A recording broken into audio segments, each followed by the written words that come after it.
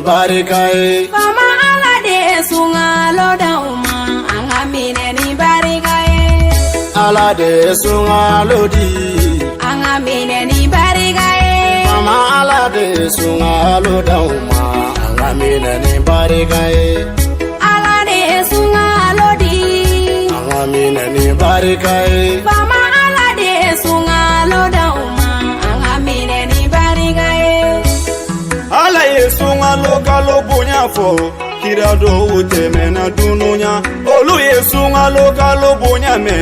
Olu fama ala di anga kalo asira ka bana ala ta ko fa asira ka bana ne ko ni kelen no ka minke kaba sanyo fo ka ta se sugaroma ne kelen no ka kika ngam magasin fa dew ka damne magasin duguma fo toli nya abbe fa balola wantala bode chogori ko ni sungalo sira watina meme biana ni anga dondala damne sungalo don ton fle ni mogo mage fe mali wono ite ke family ne be voyage ne be ta yiji nyina aw ta ga hiji wara nyini fe wara la fo fere jugu ke ame wakati na kenga sungalo bakon nala o ma chama be we fere fe jugu ke ka fere ujuya ka fon dagelia kalu barka mainga o ye fe mi na cheka jugu aslamaya ina kibara dum badi bim e ba kalmo ko kalo yera alhamdulillah sungalo kalo yera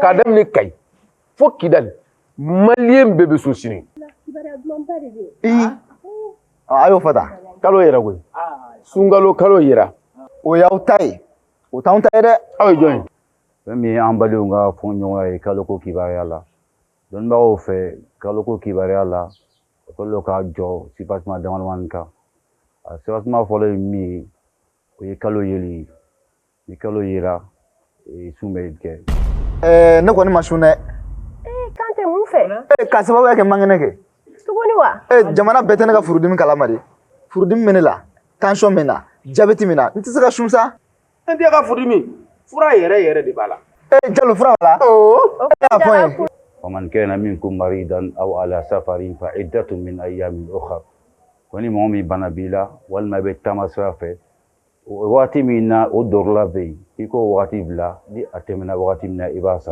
wallahi ba ne ce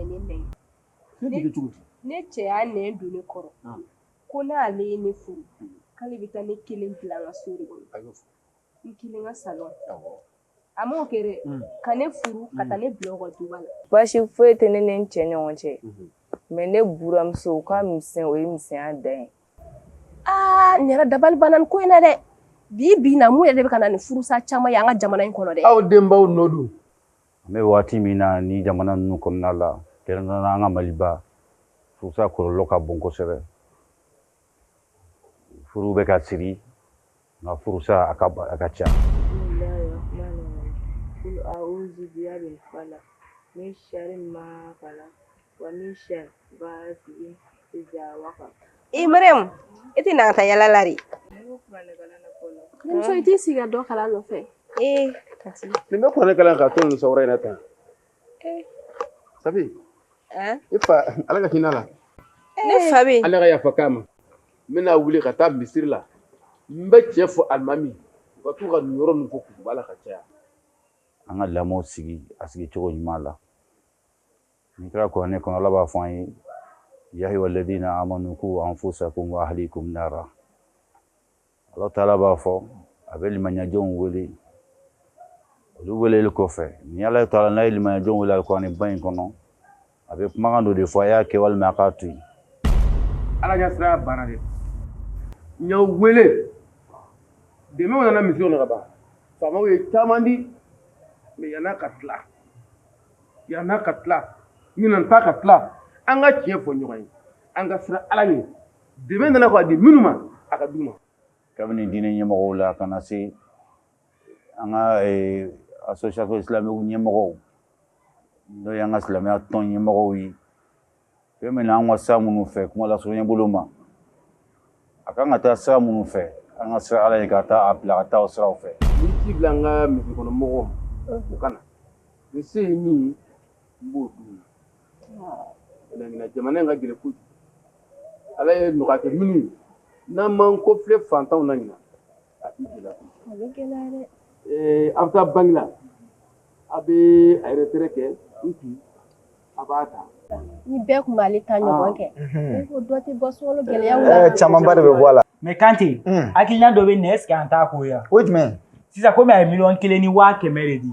Sisan an bɛ taa ni 500,000 1,1 e b'o tila e 500,000 ne 500,000. An ka da la k'a fɔ an ka silamɛya in a bɛ hinɛ fɔ an ka hinɛ ɲɔgɔn na waati bɛɛ lajɛlen la o ɲininen don kɛrɛnkɛrɛnnenya sunkaloba kɔnɔna la an ka hinɛ ɲɔgɔn na fɛn min an ye diinɛ ɲɛmɔgɔ ye ani jɔyɔrɔ kalifalen don anw ma ni fɛn minnu bɛ na di anw ma tilani sira fɛ k'a di alisilamɛw ma an ka kɛ mɔgɔ kilennen ye a la. Imadana mɔgɔ dɔ ka ye wali sunkalo ma kɔnɔ ka dafa i ka kɛ silamɛ ye. Barama a fɔra ko n'i sunna i ɲɛ ka sun i tile ka sun nin sunkalo tilegan dere fɛ aw de kɛmɛ ka tele k'a la k'a kɛ jajugu filɛli ye.